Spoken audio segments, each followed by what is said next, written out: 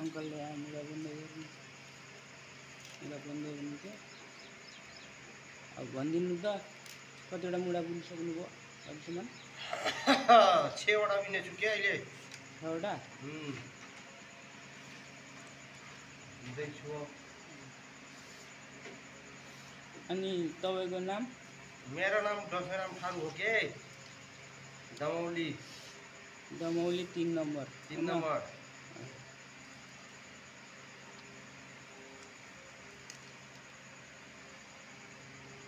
अनि भनिदिनु त अनि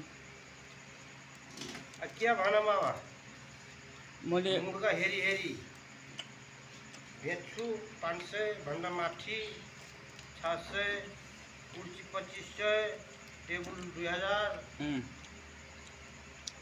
मुर्गा हेरी हेरी ठुलो सानो ठुलो गरेर अब यति दुःख मेहनत छ त्यति नदिएपछि पढ्दै आउँदैन।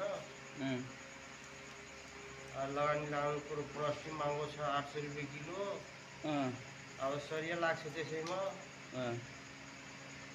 के भन्ने, के त्यही हो बसी लगात। आफ्नो खाने बाटो गर्नुभएको छ। फुर्सदको बेलामा दिने हो। 500 रुपियाँ ढेरी पाइरह। अब दुईटा बनाएपछि त पाक्छ 500-600 दिनको। अब घाममा जानु पर्दैन, लेबर काम जानु पर्दैन। मजासित बसी घरमा घरै बसेर मजासित पैसा कमाइराख्नु भएको छ अङ्कलले।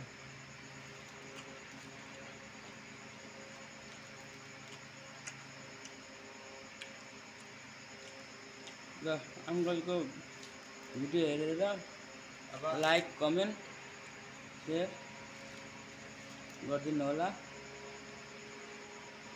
अब यो दुइटामा आज भ्याइहाल्छु, 600-700 रुपियाँ आइहाल्छ।